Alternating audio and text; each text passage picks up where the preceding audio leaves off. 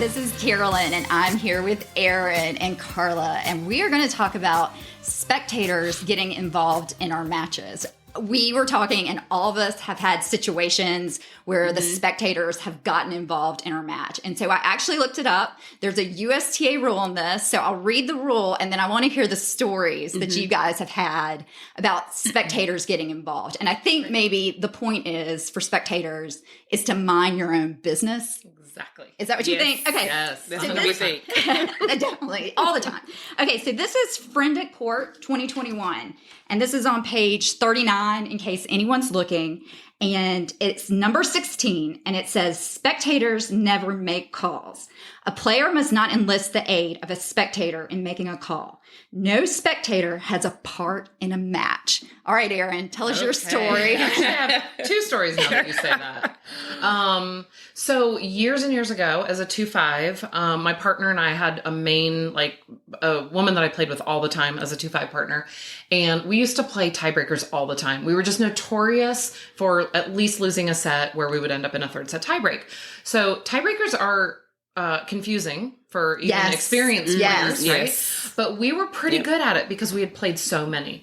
So we were at our home courts, and we got into a situation where we were in a third set tiebreak. And at the beginning of the tiebreaker, I said something like, "Okay, we're going to serve one. We're going to serve one ball, and then we're going to switch sides, and then you guys are going to serve two. So on and so forth, right? Just like establishing how we were going to start it." And one of the opponents, we had kind of a not so friendly match with these ladies. I don't even remember if there was anything specific, but it just wasn't fun, friendly, good tennis, type of thing, whatever. It was just one of those matches that kind of sticks out I don't know what the problem was, but it was not fun. And I remember one of the ladies saying, "That is not right. That is not the way you play a tiebreaker." And I was like, we're pretty good at playing tiebreakers, so I'm pretty sure. But I could tell it was getting so heated. She was in such a bad mood that she was like, "No, she literally, I feel like she stomped her feet. She probably didn't, but in my mind, she was like, no." And she said, "That is not the way you play a tiebreaker. We just clinicked on how to do it correctly." So I decided that it was better that we play the tiebreaker however she wanted. Right. Yes. Rather than get in an argument with her. We already were on the verge of arguing. And then if I had told her, "No, you're wrong, and this is the right way to do it." So I just said, "You know what?"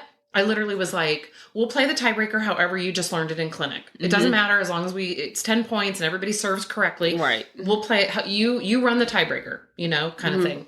So we're doing that. And so 1 or 2 points happened. And then someone that was watching our match chimed in and said, "No, that's not right. You're not playing it correctly." And I was like, yeah, I know. Kind of put him off. I get it, Yeah. So we play another point or two, and then maybe I think we were on a changeover, and he was like, "Ladies, you are not doing that tiebreaker correctly." And he had his phone out, and he was showing us. So this is just a person watching the match. Just watching the match. It was either in the middle of the match. Friend, during the tiebreaker. Wow. So we were on a changeover, and he had his phone out, and he was like, "Ladies, you are doing it wrong. It says, for this type."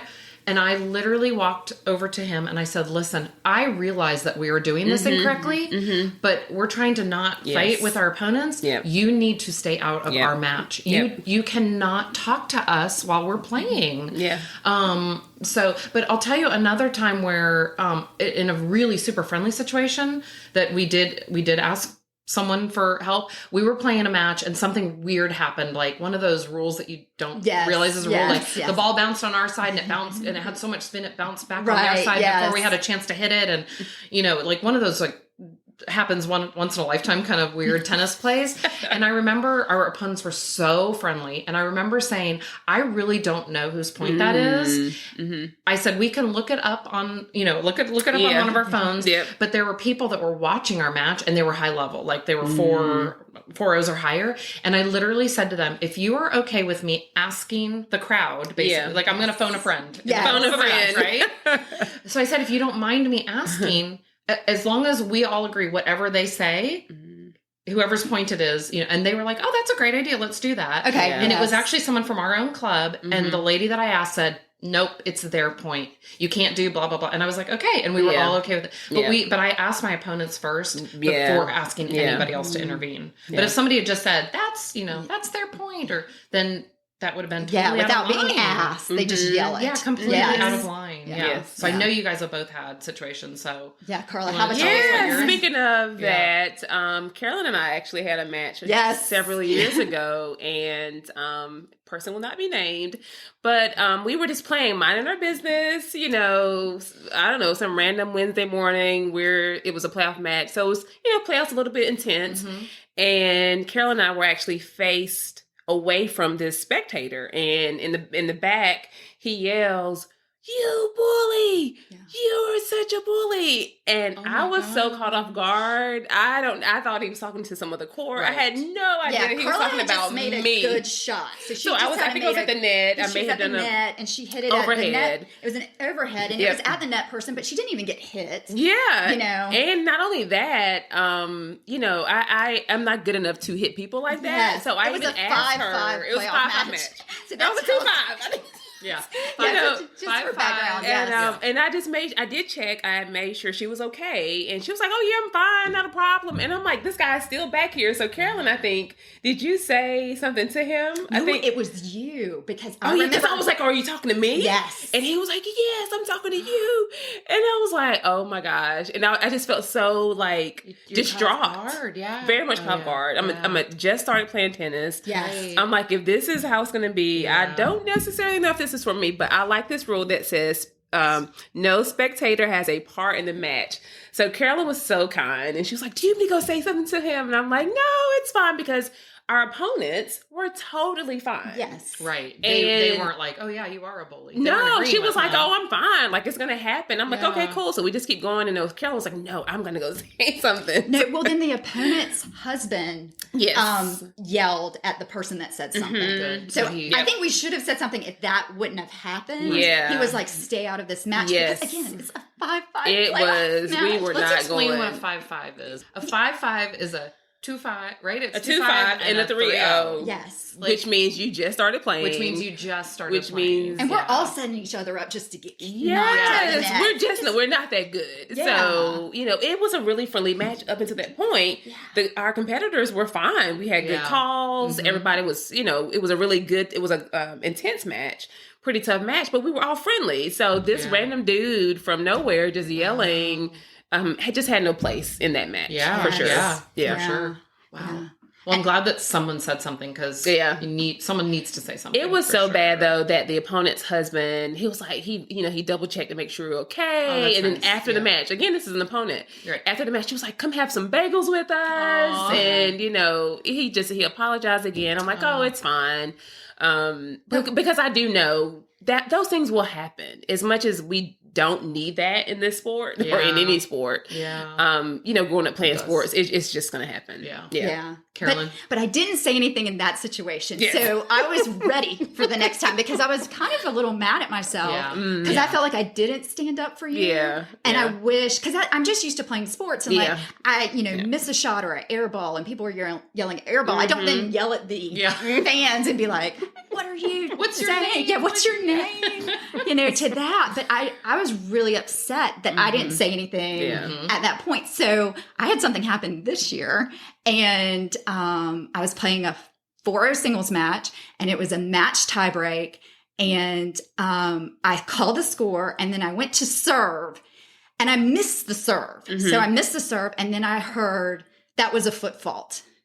And I was on the side where there was nobody there except for this one man walking up. Wow. And I looked at him and I said, "What's your name?"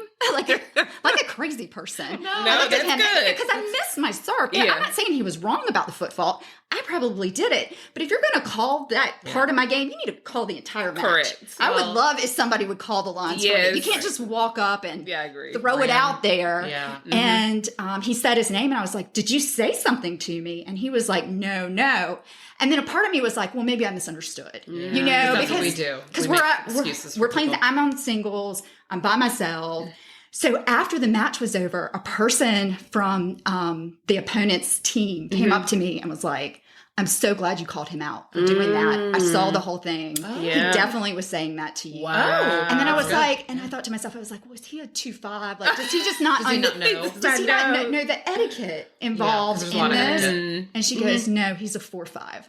Wow. So he knew what he was doing. So for those that are listening, a 4 or 5 is pretty much like better than I'll ever be. An advanced tennis player. Yeah. They played for many years, so they know the rules. Yes, they know that he knew what he was doing. By doing that. He was trying to intimidate you. But I wouldn't have said anything had that situation not happened with that was us. good, Carolyn. And I was so upset because I felt like I did not stand up for you then. So I was like, nobody's going to get the next one. And the guy probably did think I was crazy because I was like, what's your name? You know? But also, everybody footballs. My husband was like, at 4 men, everybody's footballing. And I'm not saying I didn't do it, but I'm like, you don't do it that way. Exactly. And here's the thing, too. I know not all people read the rules like you do, but you play long enough to know the rules, too. And he has played long enough to know that you do not intervene or talk to people on a court during a match, let alone that. I mean, it could have been the first game for all he knew. It doesn't matter that it was a match tiebreak. It was the fact that he felt